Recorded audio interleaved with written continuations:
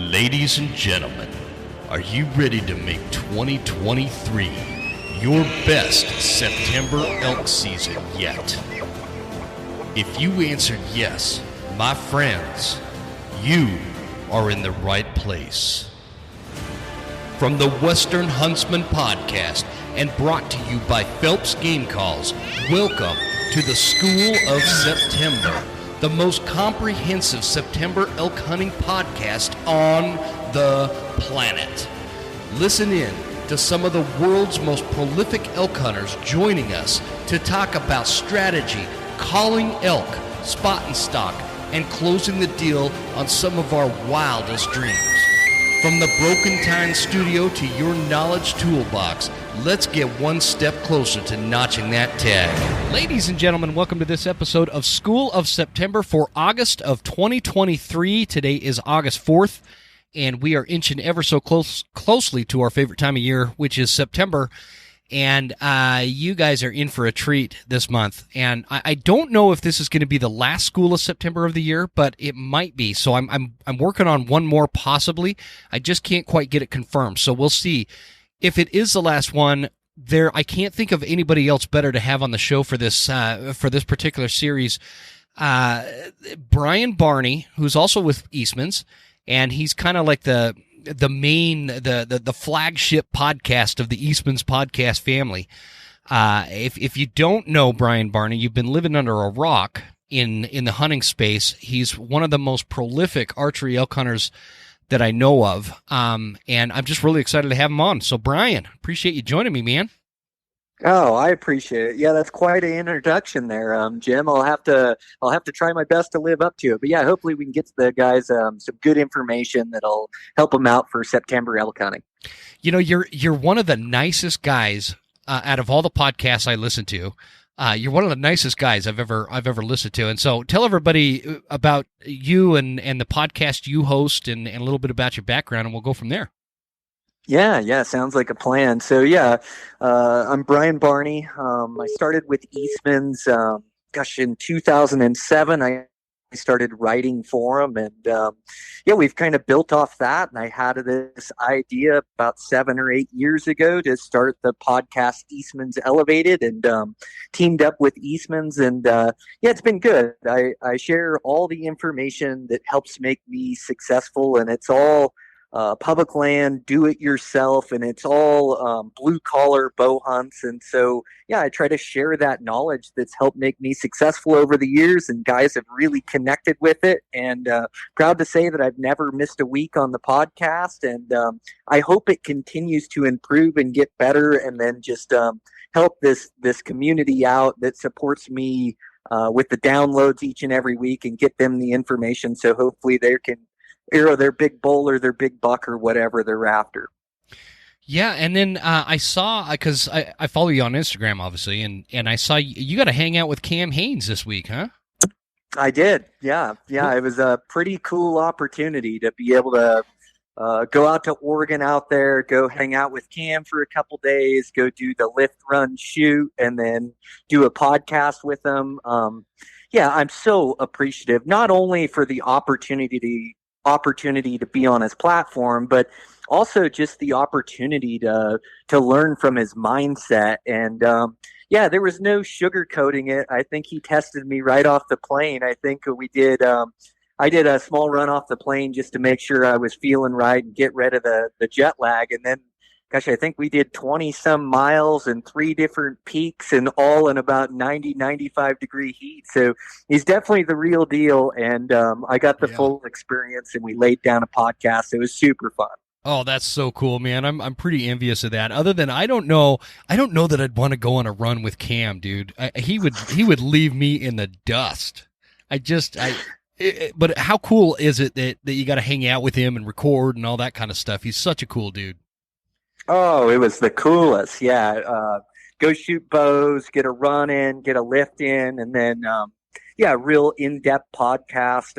It was a great trip that I definitely took something away from it, and then excited to see everything come out and see how he puts it together. So yeah, it's amazing, man, to have him reach out to me. And we don't, we followed each other on social media, but yeah, I guess I met him one time in an airport from a show, but other than that, yeah, I just haven't had a ton of interaction. And to have a guy, that I really respect and that's a great bow hunter, have the same respect for me and appreciation and the same connection with the passion for bow hunting. It's just amazing, Jim. Yeah, for sure, man. I just, again, there's a certain level of envy I have over that. I've looked up to Cam for a long time, and it's just always, it's good for, like, hunters like me need guys like you and Cam. Because you guys are so good at this art. And it's such an art. And there's a lot of us out there that go through this hunting thing and feel like we've got this blindfold on because we don't get it. There's something we're missing. It's not connecting. And then we can watch you guys and the way that you put it together every year. It's really helpful for us. Light bulbs start going off, and that's the point of School of September too. That this particular episode that we're doing is hopefully we've got people out there that are going to have a light bulb go off because you hunt differently than, I've had everybody from Dirk Durham to Corey Jacobson to the Elk Nut to, all these names out there that we know, talking about how they approach elk hunting. And, like you've got something different because I feel like you're more of a spot and stock guy. How can you tell us a little bit about your elk hunting September type kind of philosophy that you go about and approach elk season with? Yeah, for sure. So, I am a spot and stock elk guy. And so I hunt a lot of easy to draw units that are either general tags or 0 to 2, maybe even a 3-point unit. So I hunt a lot of high pressure units and hunting these high pressure units, over the years, I've called a lot of bulls in and shot bulls that I've called in. But as I started to grow in my elk hunting career, I started to set my sights on mature herd bulls. And those mature herd bulls that are 6, 7, 8 years old, I started realizing that they didn't respond very well to calls. Like, you can still call in a bull like that, and calling bulls, it may be the most effective tactic used. But when I really tried to zero in on these mature herd bulls in these high pressure public areas, like, I just noticed you had to catch them in the right mood, and they might only be in that right mood one time a year. But if I was a spot and stock guy and I could get really proficient at moving in, at shadowing the herd or coyoting the herd, like, I could target these herd bulls every day I was out in the field, and I still take part in the rut, and I still get this thrill of the rut. And there's nights and evenings where I'll hear 300 bugles a night and I'm chasing giant bulls. I keep the element of surprise. I don't let these elk know that I'm hunting them. Like, what I found when I was calling bulls in is that, if I would get the bull in the right mood and I'd call them in, they come in on such pins and needles, like such high alert. Mm-hmm. And a lot of times they don't give me the shot or don't give me the angle, and the situation blows up. And so, like, I just found that if I could just let elk be elk and do their rutting behaviors and let them bugle and chase cows and run off other bulls, if I could just get close to the herd and shadow them and then let that situation develop, like, I would get a chance at that bull. So, yeah, it dawned on me one day when I was hiked, like, way back in the wilderness, and I had found, just this dream bull, this 7-point bull. And I had been hunting for quite a few days. I finally located this bull with his cows. And so I made my move to get in above him in his bedding timber, and I had a good wind. And I thought, get in there and I'll make a couple cow calls. And I had made a couple cow calls, and he responded back, and I go, here we go. He's going to come in on a string, and I'm going to shoot. I think it was a giant wide 7, definitely 350 plus. Like, I can't remember what the score was exact. I just remember, like, a dream bull. So I made these couple cow calls, and he responds back to me, and pretty soon I see him up on the ridge, and he's taking his cows to another zip code. So here I am, deep in the wilderness, found my dream bull, made a couple calls, and I just chased him out of the country. And I said never again, and I've been leaving my calls in the truck ever since. And so, yeah, I just tend to keep that element of surprise. I take what the elk give me, move in, and because I've been able to really work at this craft at spot and stalking them, I've become proficient at it. Where now I'm able to take a great herd bull or mature 6-point plus, like every single year using these spot and stock tactics. So I just think it's a great tool for guys to have in their toolbox, and it might not be right for every scenario, but there's definitely a time and a place to just keep quiet and move in on those elk. So do you ever go to the field with calls, or you said you leave them in the truck mostly? Do you ever use calls? Is there ever a situation where it makes sense? I don't. I just reviewed an elk film from last year, and they did catch some footage of me blowing on a couple cow calls and some thick timber. But no, I carried a call with me last year, but I had to borrow one from my buddy because I don't even own them anymore. So no, I don't bring any calls with me. I go all silent. I feel like when you carry those calls, it's almost like a backup plan. It's almost like something you just try. Like, those elk might be in there and you might think, well, let's see if I can get a response, or the stock game isn't working. And then you think, well, I'll bugle at him and see if he responds. And the minute you make those calls, you're letting those elk know that there's either another elk in there or a hunter hunting them. And they just know in these public units. And so I've just done better at totally keeping the element of surprise, not making a peep. And these elk, they bugle whether you're bugling or calling at them or not. Mm-hmm. So I'm still able to use that echolocation of being able to hear them, move in on them. I'm just not prompting it. But yeah, it makes these elk, when you're hunting them, when they haven't been called at, they're so much less spooky than when they've been called to. It's just like almost like hunting a different species. Like, you just keep that element of surprise, and they're so engaged in the rut, in feeding, in their behavior, that they're not even paying attention. And that gives me a chance to close in. So no, I think the last 10 seasons, that one cow call they caught on camera last year, they caught me by surprise. But other than that, no, I don't think I've made a call in the last 10 years. Did you go back and watch the footage and think, oh man, they busted me cheating? I so did. I watched it last night. I almost wrote a note to take it out of there, but no, I did make some calls and some thick timber I was moving through last season. There's a bunch of bulls in that area, and I just wanted to prompt like a bugle if I was getting close to that bull as I was moving through a lot of that downfall stuff. So I'd made a couple calls. So no, I did make the calls, and they did capture it. So fair enough, it goes in the video. Yeah, for sure. No, that's it's such an interesting dynamic of what's important to each individual too. I'm a big time caller. I love the vocalization of communicating with an animal. I don't care if it's an elk or a coyote, wolves. A turkey even. I just really get a lot of enjoyment out of that vocalization and that communication, but it's not the thing for everybody. And that's okay. It doesn't have to be everybody's thing. I don't know. One thing that I would wonder, because you've hunted all over the place, Brian, what about in super thick, dark timber, that real thick country where maybe spot and stock might not bode so well? Do you have like a thought on that?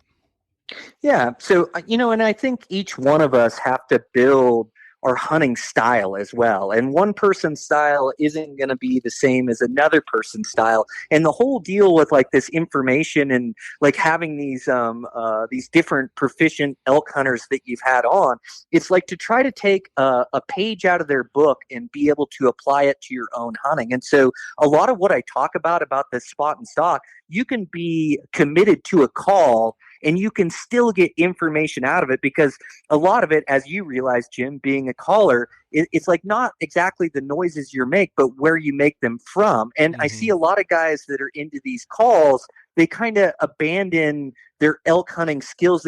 they're not getting the bigger picture of what the elk are doing or where the elk are headed to, or, like they're just calling and getting the response and chasing after them instead of trying to move in front or paying attention that they're getting into their bedroom, or there's just like this higher understanding of elk behavior that then you can use with your calling setups. And to answer your question, yeah, I do think, hunting that thick timber, it does lend itself way more to calling than, say, the open country, which is more spot and stalk country. But I've been able to take these tactics, throughout the West in multiple different units, all the way from super thick cover, which is where I was hunting bulls last year. These elk were just refuging in the thick timber, and the deal is they were feeding on meadow grass, but by the time the lights came on, they were out of those meadows. And so they were never in an opening during daylight hours where I could see them. So when I'm hunting elk that are in that thicker cover, I just have some like guidelines or rules that I use. So I want to be hunting elk when they're on their feet and they're moving. When they're bedded, there's a bunch of different eyes looking around, and they're really scanning for danger in there. And that's when I tend to blow up elk out of there. So I want to be hunting them mornings or evenings, or when they're on their feet, kind of moving and feeding and rutting. I seem to pick them up a little bit better that way. And then I'm just using, a lot of echolocation where I'm hearing that bull bugle. I'm knowing his location, I'm moving towards that location, and then just really knowing when to slow down. Like anytime I'm exposing new country, I'm coming over a rise, when I'm getting into fresh sign, or I know that bull's right in front of me, it's really about slowing down my pace and glassing that timber in front of me, and then picking up that cow or that bull or that elk in the timber before they see me, keeping that element of surprise. So I do agree with you that thick cover does lend itself better to calling than the open country, or the open country lends itself to spot and stalking better than the thick timber. But I still use that tactic no matter where I'm hunting. Well, that's. I want to focus on that for just a minute, because I think that there's a lot of people. Most of the School of Septembers of the past, we basically only focus on calling elk and elk behavior and, things, real foundational things like hunting a full moon versus not hunting a full moon, those kind of things. But one of the things that people really struggle with that I've noticed from some of the feedback from the show, or just, the nice thing about, like social media, is you can kind of get take a temperature as to how everybody's season is going. Let's say you come out of the field like halfway through September, and everybody's kind of doing their little reports, right? And oh, I'm not hearing this, I'm not seeing that. And the big thing is people have a very difficult time locating elk, whether it's in some new country they haven't ever hunted, or it's somewhere they go every year. It doesn't seem to matter. There's this big call for, I'm not finding elk, I'm not seeing elk, I'm not hearing elk. What are you looking for in elk country when you're going into an area? What are you looking for to determine where those elk are most likely to be?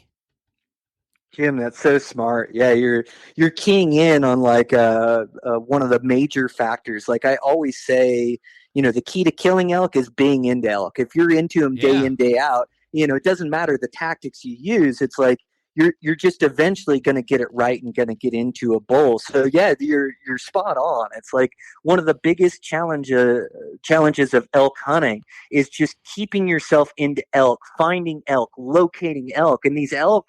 They're so difficult to hunt because they're so nomadic. So, the elk in the mountains that we hunt in these western states, they can move a lot of miles, and they use a network of feeding features and bedding features, and they move through a mountain range and can move miles overnight and relocate. And so you can go into great elk country and you get in there and there's not an elk in there. Maybe they were in there last week, maybe they'll be in there next week. And so really the key to locating elk, it's finding likely habitat or good drainages that has, all the necessary feed, all the necessary cover. Elk like it. And how I find that country is like just by working my way up these drainages, up these ridge lines. I'm looking for scrapes. I'm looking for tracks. I'm looking for elk sign. And so really like I keep really mobile during elk season. I have never had an elk camp that I can go into where I stay into elk for 10 days.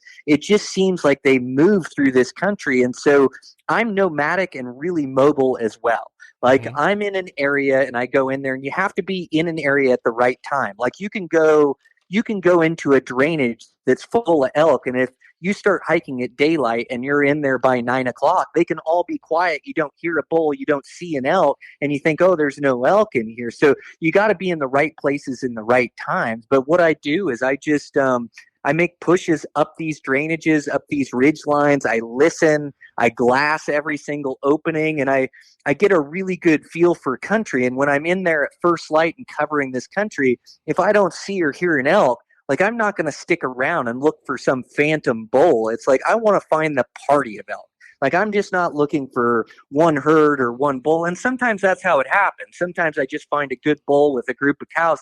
But the majority of the time when I kill elk, like I find the elk party where there's multiple bulls, there's a lot of cows, and really like these elk like being around other elk. So if I locate, a herd of elk with a bull in there, I might make my way over there. And then I get over there, and then I'll hear another bull bugling in the bottom, or another one over the side, or I'll glass another one up. Now I know I'm into them, and that's where I'll really start honing in and hunting them. But if I don't find elk, and there's been places and times where, I go hike up these drainages and don't find elk, I'm into a new spot the next evening. I'm into a new spot the next morning. And then I'm also like, and this sounds funny, so don't take my take my word for it like exactly, but I hunt them at night, and I don't mean that I'm trying to hunt or shoot a bull in the moonlight or try to call them in at night or anything like that. But what I'm doing is no, never. But what I'm doing is I'm listening to different places at night.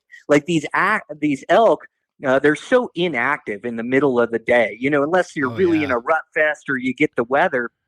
So what I'm doing, they rut the hardest at night, and that's why the morning and evening hunts are so good.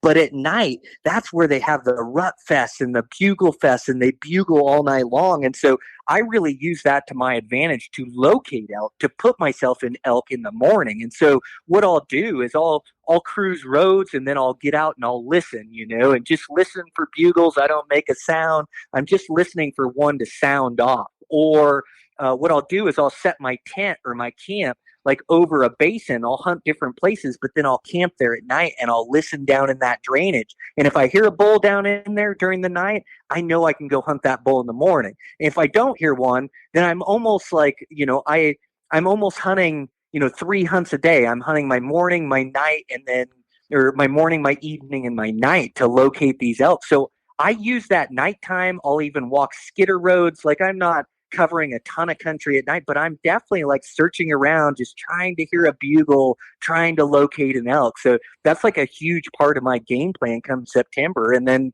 I'll catch a nap in the middle of the day when they're inactive, and then go hard to try to locate them. So, yep. And are you, so you're just kind of, you're not like in the backcountry taking everything in on your back kind of thing. You've got like little base camps just right off the road kind of thing. It just depends. I use both. So I use a combination of it. So when I'm hunting elk in the backcountry, I usually load up, but I'm not loading up 5 or 7 days worth of gear. I'm doing a 1 to 3 day rip into country. And so I go very light. I pack everything in my backpack. I get in there, and then I just make a bivy sack camp, like kind of wherever I end up. And then I'm able to keep mobile and cover country. And so that works really well for me to be able to get back there the miles, sleep in there, listen, locate elk. If I don't find them, then I've usually got like a plan or a network of country where I'll make a big loop, or I'll get to a connecting ridge line. I'll go check other drainages, and I'll just move around for 1 to 3 days. And if I really get into elk and on the last day I'm into elk, then I'll pack out middle of the day and I'll refill my backpack full of 2-3 days full of stuff and head right back in there. But I really use a combination of doing that, and then also day hunting from the truck, like where I will just base camp from the truck. And a truck is a tool. It's like not something that I'm hunting out of or road hunting, but it's a tool to be able to be mobile in the mountains and relocate. And so, I can park in an area and go hunt a drainage for a day. And if I find elk, great, I can camp right there and hunt those elk for a couple days. If I don't, I can come back down to my truck and I can relocate 3 miles, 5 miles down the road, 10 miles down the range, and then dive in there into another drainage. And so I'm just heat checking all these spots. And a lot of times it's more grueling, my truck hunting, than it is my actual backpack hunting, just because I'll be putting so many miles to and from the truck. So there's like a lot of times, like we were talking about a location before we jumped on and hit record, like I usually average, 13 miles a day in that country, sometimes more, sometimes a little less, even hunting from a truck. So, a lot of times that's even more grueling hunt than my backpacking hunting. Oh man, for sure. And I see, I'm a big, and this is going to be totally area dependent. And like North Idaho is a great example. It's not like we have all these places where you can go 10, 20 miles back into the backcountry without hitting another road. It's very different than somewhere, say, in like Colorado or maybe central Montana. And even Utah, where I grew up, man, you could hit a trailhead and disappear for a week without seeing anybody else because there was some really remote country.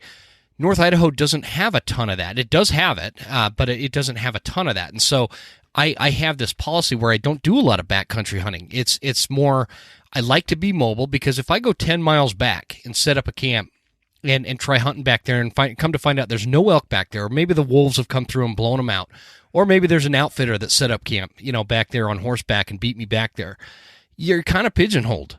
And so I kind of set a base camp in one central location, and one day I might hunt 5 miles from that camp, and one day I might hunt 20 miles from that camp. It just depends on, what the situation is and elk I'm finding and whatnot. So I always like to ask people, especially like you, Brian, where when we're talking about people that are coming, maybe, how do I describe this?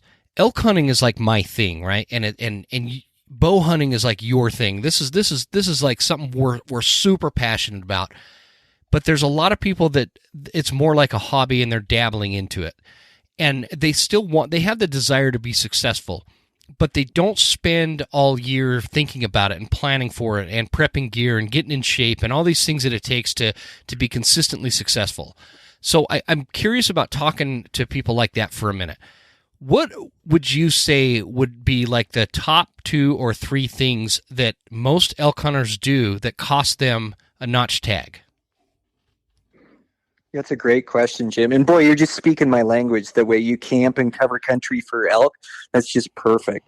So yeah, the top 2 or 3 things that keep guys from notching their tag. And you're right. It's like, when it's your thing or your passion or your pursuit, you work tirelessly to improve at it, but we're all in different places in our elk hunting journey. And so, I think the top 3 things that guys do wrong from elk, I think, definitely hunting where there are not elk or looking for elk where they're not. It's like you have to be able to locate them, and there's a lot of country that doesn't hold elk. Even though it can be good elk country, they're just not there right now. So, like, I definitely think, like, putting yourself into elk or locating them or making sure you're seeing sign or you're hearing bugles or, like, listening at night as well to hear those bugles so you know where elk are in the morning. Like, really working hard to locate these elk would be one. I think, there's a lot of guys that cruise these roads and then bugle off their truck, or they just seem to almost call too much, and those elk, they get pretty wise to that pretty quick in these high pressure units in there. And so, like, I definitely think that could be one of the mistakes that new hunters, I'm just really trying to put myself in the place of like a brand new elk hunter. And the deal is like, when you're a new elk hunter or wherever you're at in your elk hunting journey, and some guys just like to be in the woods, and some guys, like most guys are out there to try to kill a bull elk. And so, I think it's just a matter of like trying to learn and become proficient at locating elk and hunting elk and getting into them. And, I think experience is the best teacher. And we we all don't get the whole month of September in the woods or anything like that. But I think it's just using your time wisely, and really it's like doing the little things, and it's stuff that we all know about. But I still see guys make mistakes where they're leaving their truck at daybreak, instead of being into elk country by daybreak, or staying on that vantage point until last light. Like a lot of guys want to start hiking down and then be at their truck at dark, or be back at their camp at dark, to be able to start dinner. And I see a lot of guys like headed out of the mountains right when the elk are starting to show up. And so, they're just putting the effort in the wrong part of the day. They're hiking around in a lot of that middle of the day when those elk aren't even out in the meadow features, when those elk aren't even bugling or making noise most days, unless it's a rut fest or an exception or something like that. And so they're really hiking and hunting hard in this wrong part of the day. And you really have to reset your mind and get in tune with like the elk hunting woods to really be putting your effort in morning and night. And then middle of the day, you got to kind of take it easy. And it's tough for like us working class guys to just sit back in the middle of the day and not do anything. But for elk, that's like the best tactic you could use, is just really put your effort in that morning and night when those elk are out, and just doing those little things. And I also see guys blow encounters by just walking through wide open parks and just will walk into elk not paying attention. And so like you really need to make sure that you're being aware of your surroundings, that you're working the edge of the timber, you're glassing into these openings and glassing in front of you, so you don't like bust the encounter before you ever get a chance at them, so you got to see those elk before they see you. So just like using your wood sense as well while you're hunting them and moving through, and then, paying attention to sign. It's like, man, those elk, they stink when you get close to them, and they make a bunch of tracks. And so, that's going to tell you when you need to slow down and really hunt your way through country, or when you're getting close to elk or getting into elk.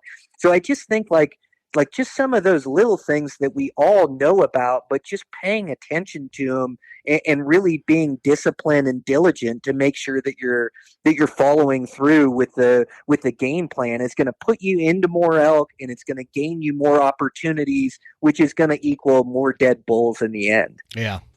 Yeah, I think one of the things you nailed right there. It's something I deal with.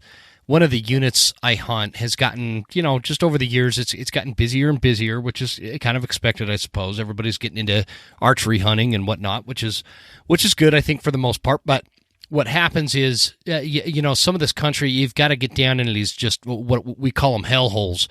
These big, the bottom of the drainage, 1,000 feet drop down into the bottom where the elk are at, and there's no roads down there, but there's always a logging road up on top, and these guys on these ATVs are always on those roads, and they stop and bugle and turn the ATV back on, and then they stop again and bugle again, and I don't understand the mentality as to how. You can't have a worse understanding of elk behavior and what they're aware of and how they react to things than something like that. Because and then what happens is a guy that actually works hard and gets down into the bottom of that drainage and is actually close to the elk, you're buggering them out for them, and so that's like a real thorn in my side, brother. 100%, Jim, man. You're so right. And man, those elk, they know the difference between even a truck and an ATV or a side-by-side or dirt bike. Like those things do not like the noise of those, and they know hunters are on them. Yep. And yeah, it's almost like human nature, right? It's like the easy way, or and it's not people trying to be lazy, but they just get on those ATVs and then they don't want to get off of them, and so they just end up riding them around and turning them off and calling, and those elk know exactly what's going on. And you're right, you're buggering up those elk, not only for everybody else, but you're buggering up for seeing them in the evening or actually getting a hunt or a play on those things, because they just don't respond very often to that setup, unless you just catch a rut fest or they don't hear the vehicle or something like that. But I just find like just get off that thing, get out of your truck and just go for a walk in the woods. It's amazing what you see, and you don't have to get that far off the road. Like, I've been hunting giant bulls where I can hear trucks or ATVs going by cattle guards, or, they don't have to, not all elk are 10 miles back. No, either, not at all. They use a lot of this country right off this roads, but yeah, they're not stupid, and they've been hunted in these high pressure units. So the minute they hear an ATV, they know to shut up. And especially when that thing shuts off and there's a bugle that sounds like a human that comes from it, man, it just turns all those elk off in the area, and they actually like go on high alert and stop responding to the calls, or may not even rut as hard until it gets dark. So you're absolutely right, man. It's like, that's a thorn in my side as well. It's funny. Last season, I had parked my truck. I was going to go out for an evening hunt, right? And I parked the truck. I don't know. It's got to be like 5:00 or something.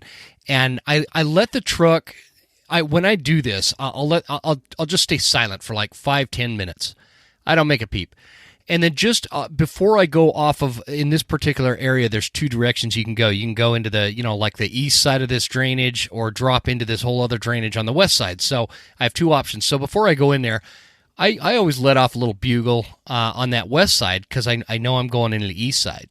And it's just totally curiosity, just see if something's going to fire up.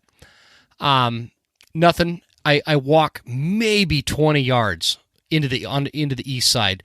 And it was 50 or 60 yards. But 30 seconds of walking, basically. Let off another bugle, and I've got 3 different bulls bugling back from the bottom of this other drainage. And so it's like they can pinpoint the exact location of the road, and they know exactly. I mean, they do this for a living. They know exactly where that is. And so, I just wish we can get that information out to more people. So we're trying here at the Western Huntsman to show people that is not the way. That is not the way of the West. It's not the way to kill elk either. No, it's not. It just doesn't happen. Yeah, it just doesn't work. The problem is they've heard one person, 20 years ago claim that they called a bull right to the road, and then they shot it, and the bull, rolled right down the mountain and right in the back of somebody's pickup, and that was a hunt. So, they're all looking for that magic. There's always that, getting lucky too, but they hear the one fabled story from 10 years ago. Yeah, it's so true. So I am curious about how you go about, you had mentioned something earlier about when let's say you're in some thicker, brushier country, maybe some dark timber, western Montana, North Idaho kind of, or even like coastal Oregon kind of stuff, where it's just a jungle. And you're still using this spot and stock method, and one way or the other, you've located some elk. You found a lot of sign, you smell them, you're within elk, and you said at that point you slow down. And you start working your way through the country, and you're just at kind of a crawl. Can you describe that and expand on that a little bit more? Yeah, you bet. So so I start working in this thick cover, and so usually in this thick cover, I've heard a bull in there, or I know there's some elk in there. Like you say, I start seeing some sign, and I start realizing that I'm close to elk. I smell them in there, and that I know I'm in there. But usually I want to have an echolocation. So I want to hear a bugle of this bull, before I'm going to dive into this stuff or really start hunting him in there. But yeah, what I'm doing is I'm chasing a bull, I'm hearing him bugle in there. And so I'm kind of getting this echolocation of where he's at. Or if I am running into the sign and I'm starting to see him, I see that sign, I know that I'm getting close and I start smelling him, then I'm really going to slow down. And yeah, elk hunting for me is all about pace. At times, I'm dang near jogging to try to keep up with the elk because they're moving from their feeding feature to their bedding feature.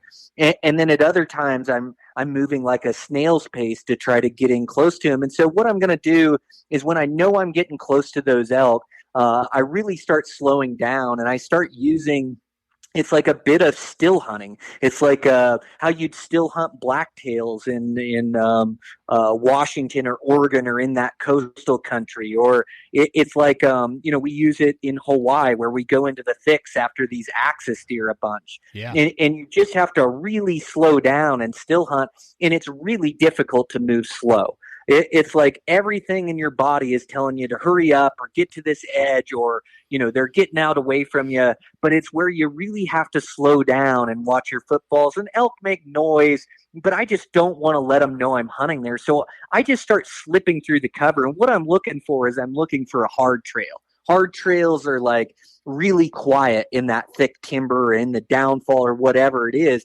And also these elk are going to be using these trails as well.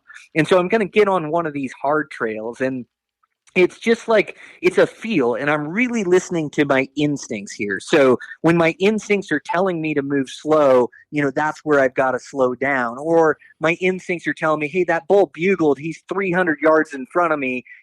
Like I can move right now, and I'll move 100 yards, and then I'll start slowing down again. But I'm really listening to these instincts. And once I start moving slow, I think I'm getting close, or I think that bull's within a couple 100 yards in front of me. Like I'm actually taking 3 to 5 slow steps, and then I'm pulling up my binos. And binos are not just for glassing open parks or for glassing long distances. They're also for glassing the timber. And so I'll take 3 to 5 steps, and I'll pull up my binos, and I'll just glass that timber all the way in front of me and around me. And I'm just looking to pick out an elk or pick out a bull. Like once I can get eyes on them, then it's like any spot and stalk in any place in the nation that I'd hunt, whether it's wide open or timber. Once I can see them, then I can read the elk's mannerisms. I can read their behavior. I can see if that cow's head is up and alert and looking for danger, or is it down feeding? Is the bull chasing the cows? I can just tell what these elk are up to. And once I find one, then I'll start picking out another and another and another. And then what I'm doing is I'm just like taking what these elk will give me. So if I've seen these elk and they're down below me 100 yards, like there probably isn't much of a move I can make at this point. Like I can't just move through this timber right at them and be able to close into 30, 40 yards of them. But if their heads are behind trees, if they're feeding, if I've got enough cover, well, maybe I can just keep slipping down this hard trail as they're not looking my way. Now, if their heads pick up, I have to freeze. And sometimes I'll freeze for maybe it's a minute, maybe it's 5 minutes, maybe it's 30 minutes I have to freeze. And what I'm doing is I'm like taking what these elk will give me. So these elk are moving through this country. And so like I'm freezing when they have their heads up, when their heads are down feeding, maybe I'll grab a little bit more. And really what I want to see them do is I want to see them move off and like go over a rise. And after they go over the rise, well, now I've glassed around. I realize there's no elk around me that I see. They've all gone over the rise. Well, now I can make my way down this hard trail, move just a little bit quicker, move with intention, and then get to that rise. And then maybe I catch them over there in bow range over that rise. And what I'm trying to do is like the most important thing to me is keep the element of surprise. The longer I can play the game, the more apt I am to get this opportunity on this bull. And so I'm just trying to shadow the herd, not let them know I'm hunting them, and really trying to get eyes on them at first. But once I have eyes on them, then that's going to dictate what I can do, what I can get away with, and what I can't. And I just let my instincts kind of guide me through that. And elk also, like just learning elk behavior, like they like to move quite a distance from their feeding to their bedding. But once they get to their bedding zone, then they like to really mill around and feed around that area before they actually bed down. It's a great time to kill a bull. And so, sometimes my instincts are going to tell me, hey, if you get down and you crawl right here, this rise is going to hide your approach and you can get right into range. Or they go over the rise like I mentioned, and then I can move with intention to that rise and then just creep up ever so slow, like the hands of the clock over that rise, because I know that bull's right over the top there. And I'm just going to take a step or two, and I'm going to glass the country that's exposed to me. Take a step or two, glass the country that's exposed to me until I can pick up another elk. And I'm not just going to look where they went over the rise. I'm also going to be looking in my peripheral to my left and to my right, because it's always that cow you didn't see that busts you as they're moving in. I was going to ask you about that. Yeah, 100%. And it's like any of these methods we use for hunting elk. It's not 100%. It's just something that I've honed throughout the years that I have a pretty high percentage of, but I just let my instincts kind of guide me through it. And a lot of times there was a great big bull that I was hunting last year that was in the thick timber that he never knew I was hunting him. And I hunted him for 3 days straight, and the opportunity just didn't present itself. The last night I did have him in bow range one time, and I made the decision right at last light to try to cross this park and get a shot at him. And I knew it was a bit iffy, and I ended up blowing, one of the cows caught me and it blew the herd out. But I had hunted that bull for 3 days without him even knowing that he was being pursued by me. And I had him in bow range once, if not twice or three times, kind of moving through the trees, or he chased another bull off that I actually thought was another hunter. As I was moving in on this big bull, I kept hearing this other bull. I'm like, man, he's getting closer. Man, that hunter can really move some ground. And then I see this other bull show up, and he just had like this weird high-pitched bugle or something, and it was actually another bull. But I was about to drive myself crazy thinking it was another hunter that was moving in. But yeah, I just the element of surprise is like the biggest key for me. Well, God, that's funny. That reminds me. I was calling, and I thought for sure I had found Doug Flutie himself out in the woods, and I decided, okay, I'll just mess with this guy. And so I called him in, and I even thought I heard voices, like there was a couple of guys down there talking. And it was just a terrible sounding bugle. The kind like people go to Walmart and get a bugle tube and go out hunting the next day. They don't even know what they're doing with it. That's what it sounded like. And then all of a sudden, he's like this small 5x6 steps out of the brush in front of me. And I'm not picky, Brian. I'm not a good enough hunter to be super picky. So I would have totally shot this bull, but I didn't have an arrow nock, nothing. And he saw me before I could even react. So it's funny you say that. Totally missed out on that one, man. Gosh, I had a great question for you, because it's such a different method, and I'm really interested in doing this. When you're glassing in front of you and you're just kind of slowly moving through the woods like that, is there something, that saying that you don't know what they don't know? Can you describe when you've got your binos up, what are you looking for? Are you looking for movement? Are you looking for antlers? Are you looking for like the shape or the back or color? Like, what is it that you're kind of you've taught yourself through instinct and just years of experience that boom, okay, that's an animal. That's either a mule deer, that's an elk, that's a whatever you're after. Yeah, I think definitely in that timber, I think that blonde color really jumps out at me. Mm-hmm. I think I'm really panning around looking for that blonde color, and it's amazing how I can have elk right in front of me that I don't see with my naked eye, and I just pull up after 5 steps and I pan around and there's a cow. Oh, there's another one. Oh, there's the bull. It's like they're right in front of me, and my eyes didn't pick them out, either the distance or in between the trees or whatever it is. And so like being able to pan and scan that timber in front of me, it really jumps out at me. And I think it jump out at you too with all your elk hunting experience, Jim, is I think like when you pull up those binos and you pan through, it's going to be really obvious that there's an elk in front of you. So I'm not, definitely I could catch a movement. I could catch a back line that's horizontal. But really, I think what jumps out at me is that blonde color, that light color. And so like I can just pan real quick through the timber, and then I'm pretty confident there's no elk within eyesight of me, and I can take my other 5 steps or 10 steps or however many steps. If I'm really close, then I'm only going to take 2 or 3 steps and I'm going to pan again. If I've heard that bull and I'm chasing him and I think he's right there, I'm only going to take 2, 3 steps and I'm going to pan through again.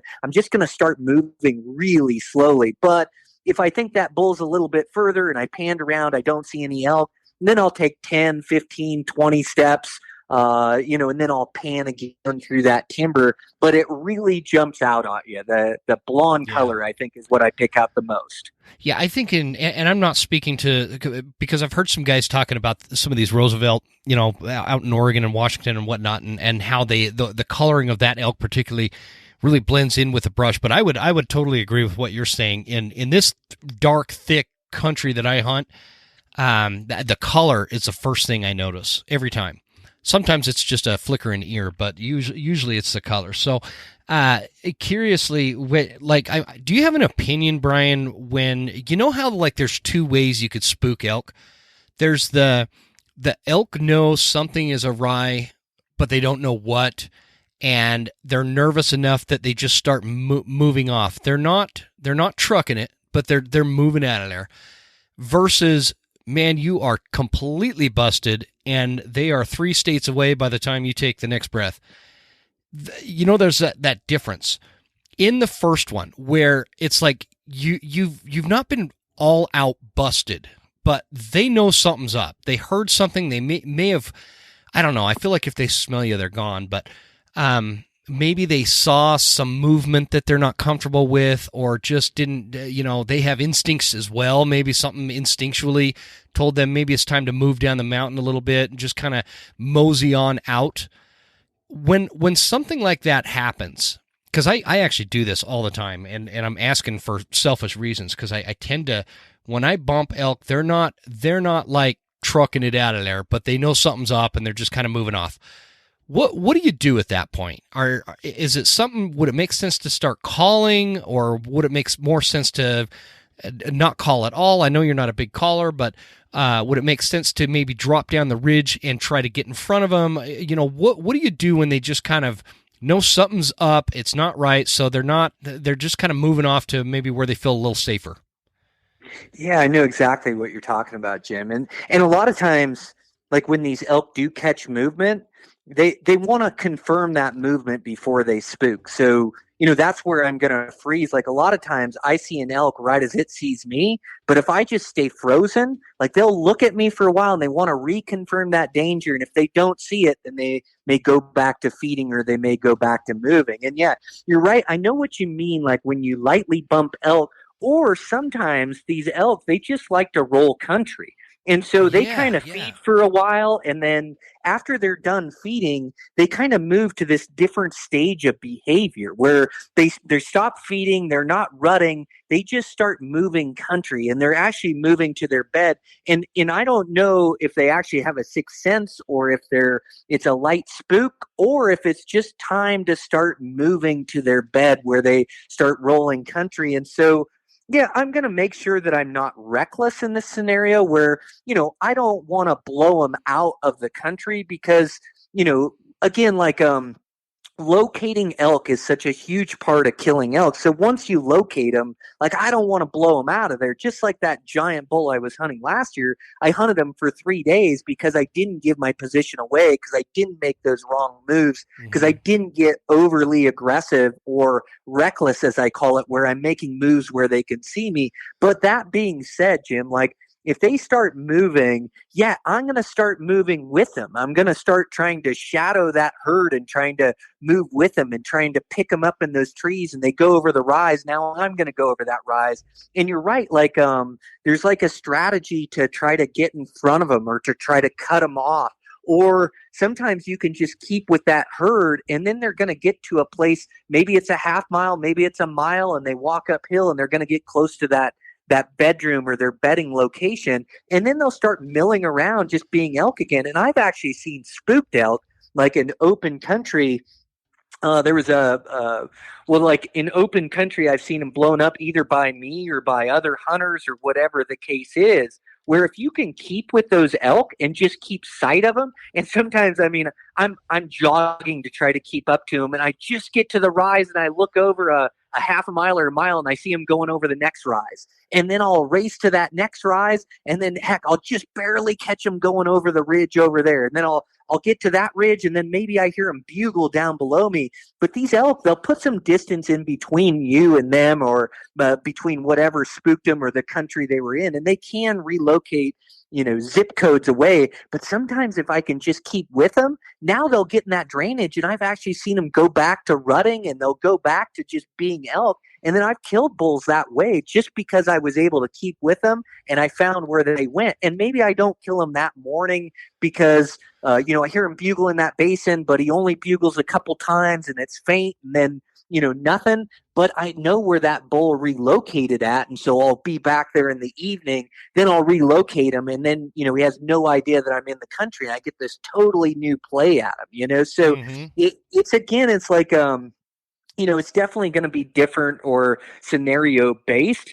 But yeah, I'm doing what you're trying to do, Jim. I'm going to try to keep with them. I'm going to try to cut them off. I'm going to try to do everything in my power to try to give myself an opportunity or figure out where these elk are going without being reckless and totally blowing them up out of the country. Because when you bust elk, and then like the second scenario that you described, where it sounds like it's a herd of cattle that are moving through the timber, just blowing up through there, and they're not going to bugle anymore. They're not going to call anymore. They're just getting the heck out of there. And especially in thick cover, those elk are going to be tough to ever find again, because they're just relocating and putting miles between the danger and them, because they use distance as like their safety. Like the one difference between elk and all other species that I've ever hunted, including red deer, including mule deer, including all these animals, like they really use their legs and their fitness and their ability to cover country to put distance in between, the animal that's chasing them, or the danger, or the human in between you and them, or even like they just start marching uphill, because they know that animals can't keep with them uphill. So I think that's the real difference between elk and other species, is they can roll country. But I think I'm doing exactly what you're doing when that happens. Well, so on that latter scenario where you're full on busted, and they they're in like Mexico. That's what it feels like. They sound like a bunch of dinosaurs running down the mountain. It's almost like there's an earthquake and they're gone, right? Before I ask that, the one of my favorite quotes when it comes to elk hunting that I've ever heard is, "Fall in love with finding elk. Don't fall in love with an area." So I want to clarify that before I get into this. But let's face it, there are certain areas that just have this tendency to be always packed with elk. I have like 4 or 5 of these spots around, a very large area.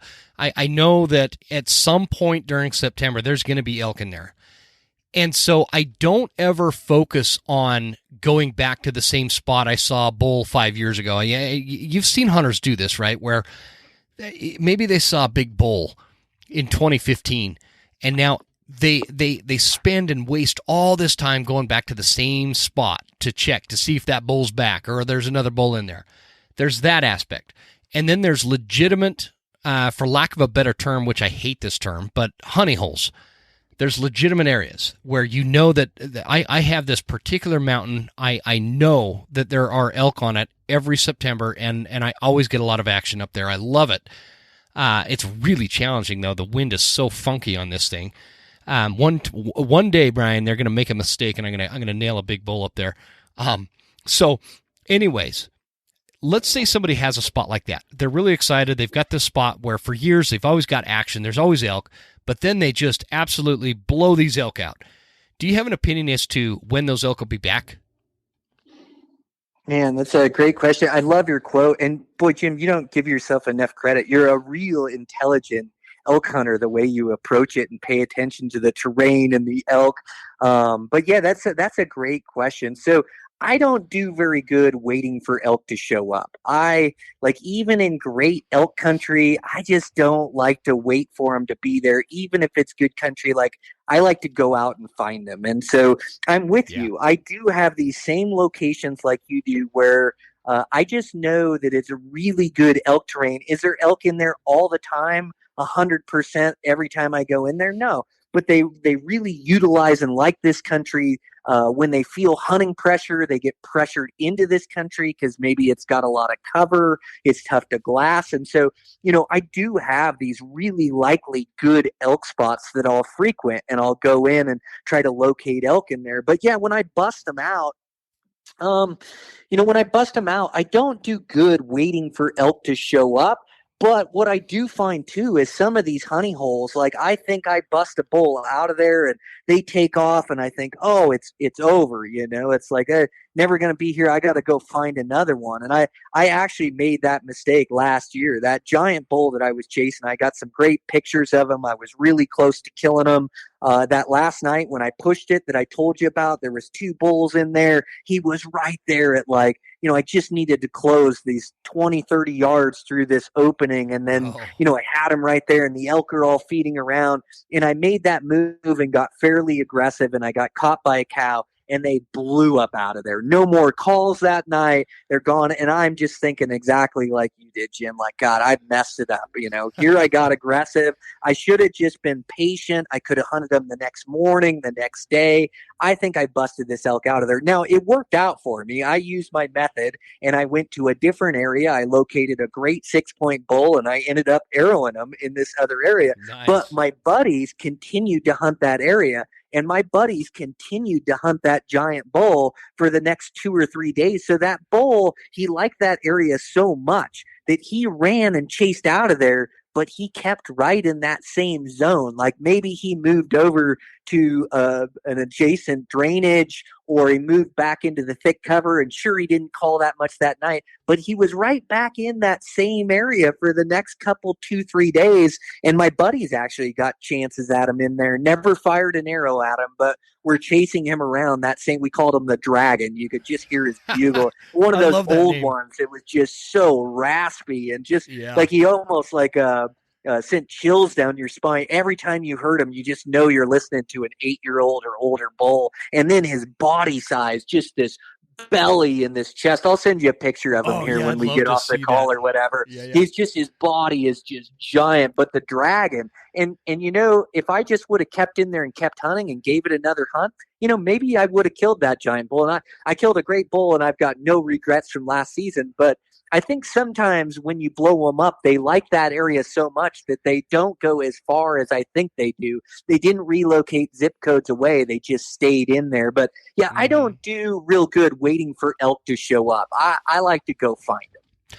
Yeah, I'm like that too. It's so funny you say that. I have just recently got to the point where I could sit in like a where I'm at. We've got these giant public land whitetail bucks, and in November, I've just like the last maybe 3-4 years, I've gotten to the point where I could put in a good 4 hours in like a deer blind. I've never been able to do that, and it is rough, Brian. I'm not the kind of guy that can sit in a deer blind or in a deer stand.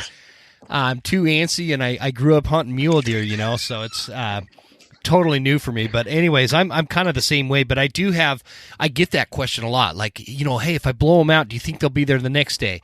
Usually not. For me, I'm if I have a spot like that and I blow them out, I'm giving it like 3 or 4 days. But I think everybody's different, and I think elk too. And I'd love to get your take on this, Brian. I think elk too. You know how when you've been hunting a long time, and even when you're talking to like some of these old salty hunters from, they were hunting in the 60s and 70s, and there's this instinct about them, and sometimes that's even what makes them not very good teachers, because they're so beyond the I don't know what you don't know. They focus on these really advanced things and don't teach people like basic things, right? But they're such instinctual hunters, and I think you're like this. I've seen videos of you hunting mule deer. You're like one of the most instinctual mule deer hunters I've ever met, and so like animals too have this instinctual side, and they have, it's almost like this sixth sense. They know if that mountain's clear. They know if it's okay to go back up there. And it's something that we can never pick up on. I don't even know where was I even going with this? Yeah. So you just make a really good point, right? That these elk, their instincts, that they're all different, right? And they all have different behavior, and they have the same tendencies, and they act similar, but they also get their own personalities, and they also they get to learn their habitat so well, where they can tell if hunters are in there or aren't in there. They can tell when they're being pressured or not being pressured.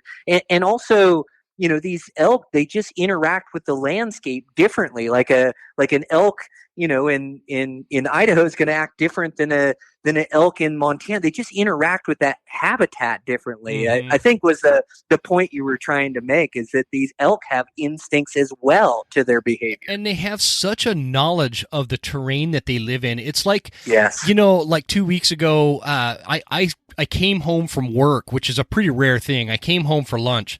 Usually I'm working way too far away to even do this, but I came home. My wife wasn't home. I came in, made a sandwich. I was home for like 20, 30 minutes and turned around and left.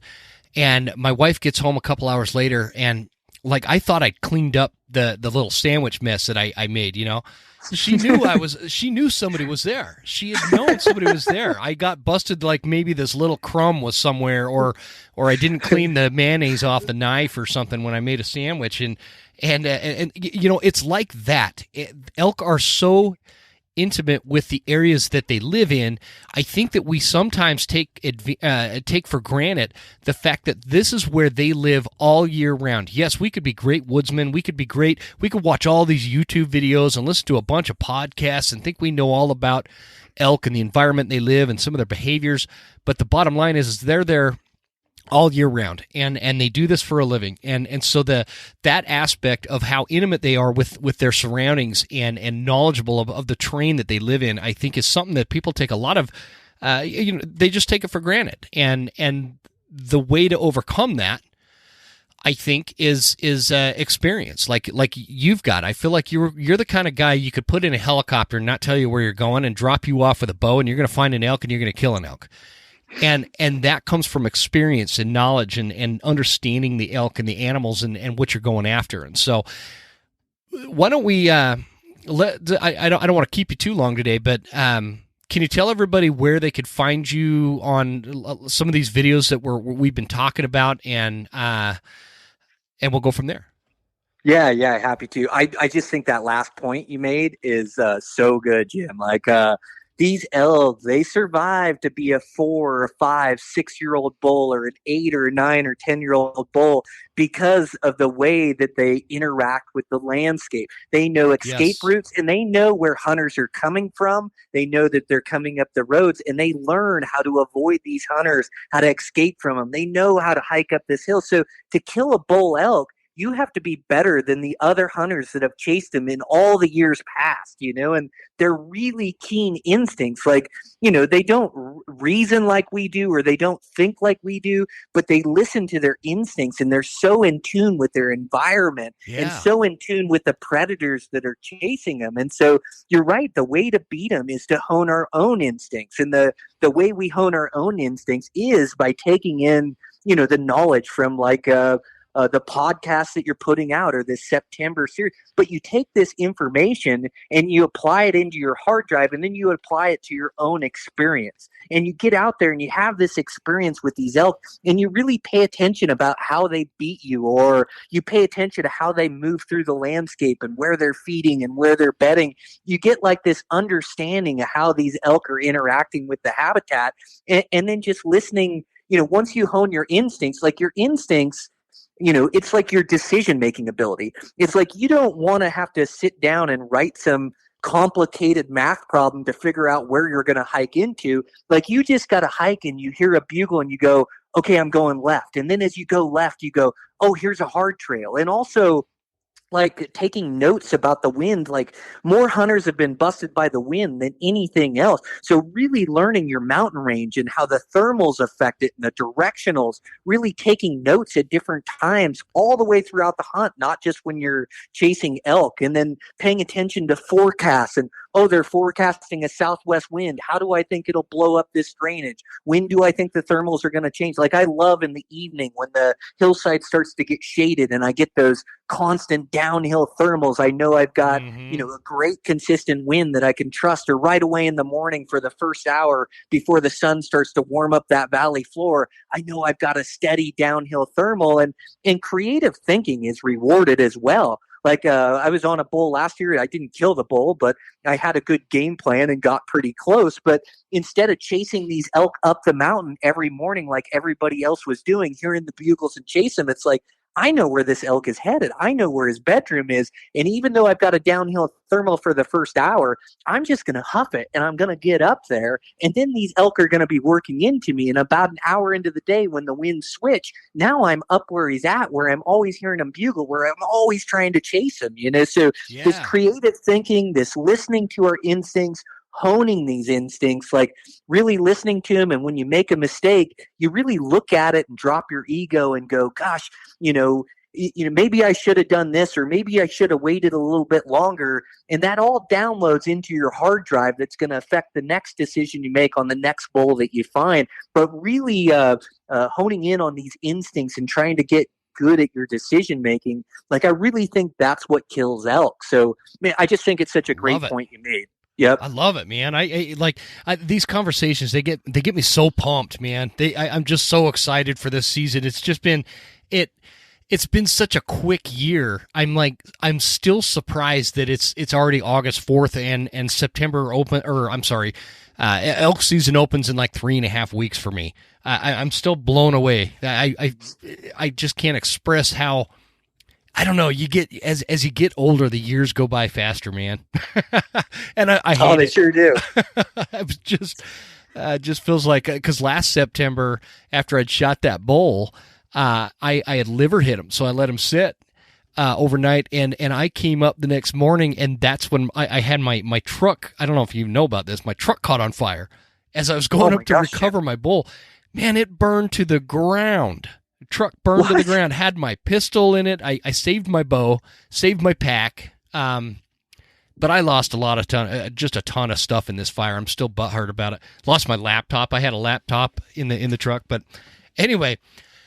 Jim, that's horrible. How'd the truck catch on fire? I have to know the whole story now. Oh yeah, so it sounds like, because what I explained to like the sheriff and the fire guy that come up there, I think he was like the fire chief of that area, is all of a sudden my brakes were gone and I could smell this burning brake fluidy smell kind of thing, and I'm coming around this corner and I go to hit the brakes to slow down for the corner, and my truck doesn't stop, and so I pulled the emergency brake and just kind of drifted into this open area and stopped, and all of a sudden smoke's coming out from underneath the hood, and flames start shooting over the windshield. And so I backed the truck off the road into this more open area where, because it's September, it's dry, real brushy area. I don't want to be responsible to start a forest fire. That was my biggest concern. And anyway, it just kind of grew from there, and next thing I know, I've got boxes of ammo popping off, and the whole truck's just melting down into nothing. And it was a sweet truck. It was a Toyota Tacoma, like a 2016. So if anybody from Toyota's listening, you owe me some stuff, folks. But no, kidding. But so anyway, to get back to your question, it sounds like the line that was I'm not super mechanical, man. But the brake line kind of came apart and was dripping brake fluid onto a hot manifold, and that flash point was just enough to start a fire, and it just kept feeding it with that brake fluid, and yeah, I had a 30-foot ladder on this truck, and it like melted this fiberglass ladder. All sorts of stuff. It was crazy, man. I'm still blown away it happened. It cost me my bull too.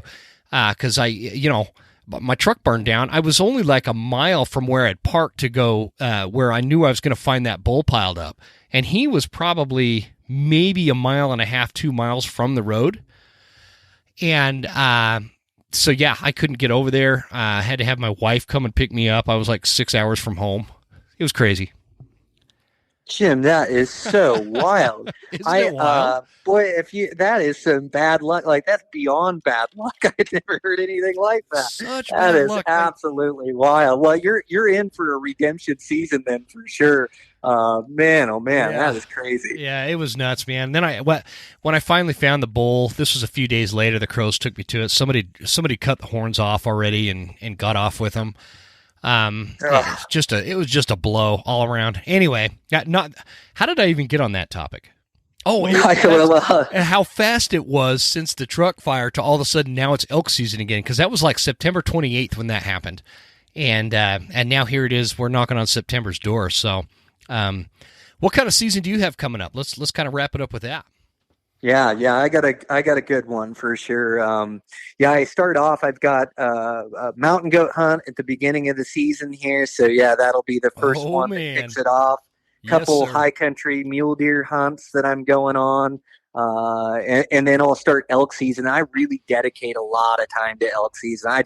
I just love chasing these big mature bulls, and to have a Montana tag. I'm a resident here in Montana, and so I've got a good plan for Montana. I'll use some of those same tactics that we were talking about, where I'll hunt some roaded country that's really good to me, and then I'll also hunt some wilderness or backcountry that I'll backpack into, and I'll give myself plenty of time in there. And we have real liberal seasons here in Montana, which is nice, where we can bow hunt like all the way till mid-October. And I find some great elk hunting in October as everybody leaves and the elk will still be rutting. They get in big groups. And so, I get some great elk hunting late in the season as well. So I'll be pretty focused on elk. I've got an antelope tag in there somewhere, but it pairs really good with elk as well, where you can kind of hunt elk morning and night and hunt antelope the middle of the day. So I'll find some time for that. And then a couple late season muley tags. So it'll be a full season. Heck yeah, man. Your schedule's full. Oh, it's full. Yep. I got a bunch of great adventures lined up. So it all kicks off here. I think I fly out next Sunday is when it all starts, and then it's pretty much back to back to back. So it should be an absolute ride. I'm pumped for it. Yeah, I'm pumped for you. That's a heck of a lot more busy than my season so far. So that's going to be fun. It's going to be fun kind of watching you put it all together and seeing how it goes for you, and I'm just looking forward to it all. I'm really excited about your sheep tag. That's going to be a ball. But it's cool, it's a goat tag. It's a pretty unique opportunity. Like I'm just really fortunate. Like I've got a buddy up in BC. Oh, did you say it's a goat tag? Yeah, it's a goat tag. But you're actually right as that. I will get a chance. Well, let me tell you about. I got this buddy that's a guide up there that works for an outfitter, and so I've been working, or I've been talking with this guide and keeping in touch throughout the years, and he's like, "Man, you should really put a hunt together up here." And I looked at it, and finally able to work out a deal with the outfitter where I get to go up with my buddy that's a guide, and so it'll be me and my buddy. He actually has a goat tag as well, and I have a goat tag in just this gnarly mountain range up there in BC. So I get to team up with my friend up there and go hunt goats. And then the deal is Jim, after we get done, or if we fill out, I've got quite a few days up there. He actually has a stone sheep tag with his bow. And so, I won't be hunting them, but I get to tag along and take photos and help them out and just see the rugged terrain. And I've never even put my eyes on a stone sheep before. So it's a pretty amazing opportunity that I'm really excited about. And those goats, they're just in the gnarliest, most extreme habitat you can find. Totally. So really excited for that one. It's going to be a fun experience. Heck yeah, man. What a season that's going to be. That's going to be great, man. I'm really looking forward to make sure you keeping us all posted. By the way, where can people find you? Yeah, so I'm most active on Instagram, social media. That's Brian_Barney there. You can always see what I'm up to or catch up with me on the podcast. I do guests, and then I also do solo podcasts or updates throughout the season there, and that's at Eastmans Elevated. You can get that anywhere where you get podcasts. And then there's some videos that we're talking about. In fact, that elk video that we talked about a lot today, like hunting the timber and chasing those bulls, the bull I arrowed, we filmed that all last year. So you can find that on Eastman's Hunting TV, on YouTube on there. And that elk hunt will be released here, I think, in the next couple weeks. And then also, there's some other elk hunts and mule deer hunts on there as well. So you can find those. Right on, man.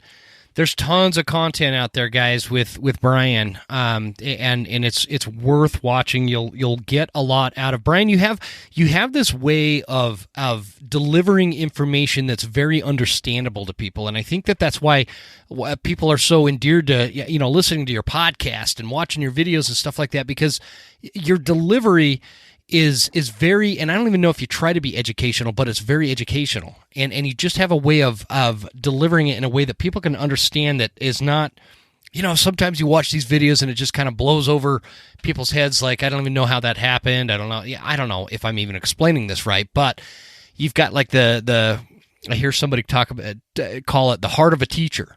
and you just deliver it well. And so I appreciate you joining me on this podcast. I know that the audience is going to get a lot out of it and love it, and so I just really appreciate it, and thanks for coming on the show. We're going to have to do this again, maybe a season recap for you or something.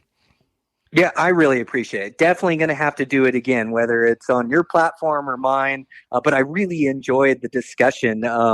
Yeah, you're really in depth. Like, your questions are really good. You're really you can tell you're so passionate into the subject matter, and you're really looking for answers.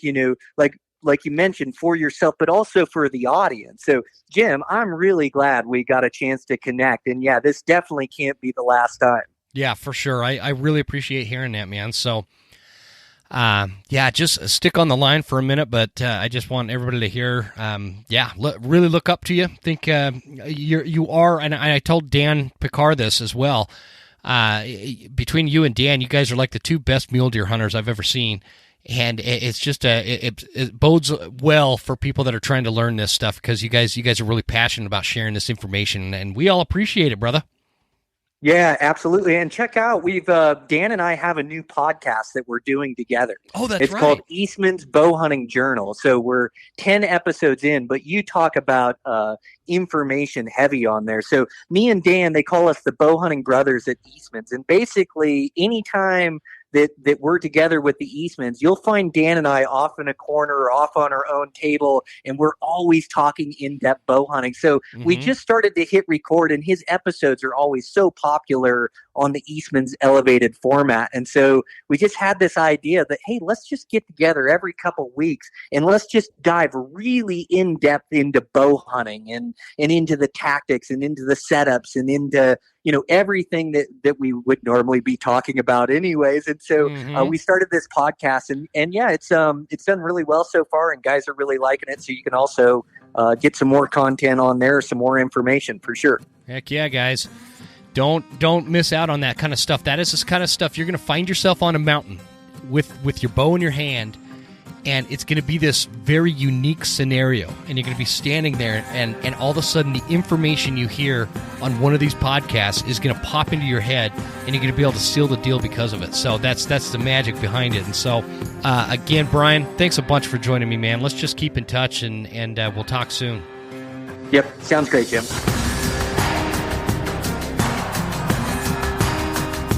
You made it! That's the end of the episode. Thank you so much for tuning in. Please make sure you're following us on Instagram at The Western Huntsman, and write us a good review at Apple Podcasts. Thanks, guys. See you next time. Stay Western, and I'll see you on the mountain.